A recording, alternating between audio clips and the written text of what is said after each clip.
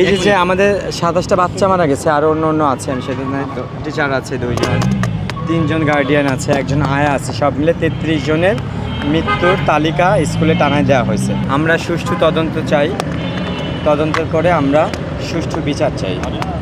আদালতে যদি বিচার হয়, যদি আদালতে যদি এটা বিচার ডিমান্ড করে তাহলে বিচার হবে, আর যদি কারো বিচার ডিমান্ড না করে তাহলে হবে না। সে বিষয় নিয়ে আমাদের কোনো অবজেকশন নেই, কিন্তু আমরা সুষ্ঠু তদন্ত চাই এবং সুষ্ঠু বিচার চাই। এই স্কুল আমাদের বাচ্চাদেরকে জোর করে কোচিং করাতো। যে বাচ্চাগুলো মারা গেছে এগুলো সব কোচিংয়ের জন্য অপেক্ষা করতেছিল। একজনের 2টি বাচ্চা মারা গেছে, তাদের কিন্তু কোচিং ছিল না। নাজিয়া আর নাফির আব্বা, উনি একজন রিটায়ার্ড আর্মি অফিসার, ওনার 2টোই বাচ্চা।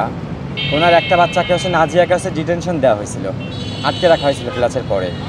তারপরে নাজিয়াকে আনতে গেছে ওর ভাই, আনতে গিয়ে 2 ভাই বোনই মারা গেছে। ভাইটাকে জানেন, যে বাচ্চাটা হচ্ছে দৌড়াচ্ছিল একদম পুড়ে, ওইটা হচ্ছে ভাইটা। ওরা 2 ভাই বোন মারা গেছে। সারা বাংলাদেশের প্রত্যেকটা শিক্ষা প্রতিষ্ঠানে কোচিং ব্যবসা বন্ধ করতে হবে। মাইলস্টোনের কোচিং ব্যবসার মূল হোতা হচ্ছে স্কুল শাখার হেডমিস্ট্রেস মিস খাদিজা ম্যাডামের আমরা 72 ঘন্টার মধ্যে অপসারণ চেয়েছি।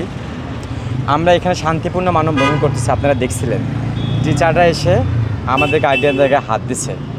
সাইমা মারা গেছে, সাইমার আব্বার গায়ে কিন্তু হাত দেওয়া হয়েছে, ফুটেজ আছে, দেখবেন। ওই শিক্ষকেরাও আমরা 72 ঘন্টার মধ্যে অপসারণ চাই এবং ওনাকে আইনের আওতায় এনে শাস্তির দাবি জানাচ্ছি। 8 দফার মধ্যে আছে যে এইখানে স্কুল থাকবে, না হয় রানওয়ে থাকবে। যদি স্কুল থাকে এখান থেকে রানওয়ে উঠায় দিক, আর যদি রানওয়ে থাকে তাহলে এখান থেকে স্কুল উঠায় দিয়ে অন্য জায়গায় নিক। আমরা তো বলতেছি না স্কুল বন্ধ করে দিতে, আমরা বলতেছি রানওয়ে থেকে স্কুল উঠায় দিক।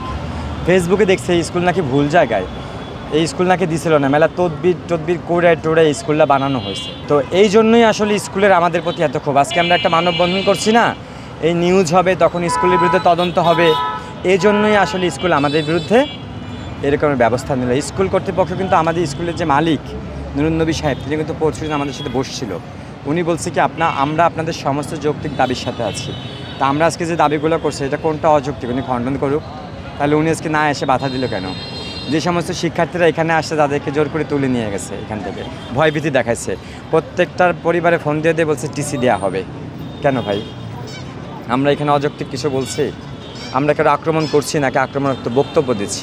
আমাদের এই যে নুরুন নবী সাহেব কী বলে মিটিংয়ে জানেন, যে এই দেশে কোনো বিচার হয়নি কি? আপনারা যে বিচার চাইতেছেন, বিচার কেন? বিচার তো পাইবেন না, আপনারা আমাদের সাথে থাকেন, শুধু এত কষ্ট করতেছেন কেন? এই কথা বলে যে দেশে বিচার আছে নাকি? বিচার তো পাবেন না আপনারা। আমাদের গার্ডিয়ানদের সবার কাছে জিজ্ঞেস করেন, বা আমাদের সাথে পরশুদিন না কবে মিটিং করলে এই কথা বললো যে আপনারা আমাদের সাথে থাকেন। ওনাদের সাথে মানে কি? উনি শিক্ষা উপদেষ্টা কাছে গতকাল গেছিলো, আমরা যাইনি, কয়েকজন গার্ডিয়ান গেছে। প্রধান উপদেষ্টার কাছে যাবে, উনি এখানে অ্যাপ্লিকেশন করছে যে আমরা নাকি আকুল আবেদন জানাচ্ছি দেখা করার জন্য। আমরা তো আকুল আবেদন দেখা করার জন্য জানাচ্ছি না। হ্যাঁ, আমরা কি চাকরি চাই সরকারের কাছে যে আকুল আবেদন করব? কেন আকুল আবেদন? এখানের মধ্যে কী আছে যে এই প্রতিষ্ঠানটা অনেক ভালো, একটা প্রতিষ্ঠান বানাতে দীর্ঘদিন সময় লাগে এখানে আসতে, তো এই প্রতিষ্ঠানের জন্য কোনো ক্ষতি না হয় এই জন্য আমরা আপনার কাছে দাবি জানাচ্ছি। এটা বলে আমাদের নিয়ে যাইতে চাই, তা আমরা এটা বলে যাবো কেন ওনার কথা সরকারের কাছে?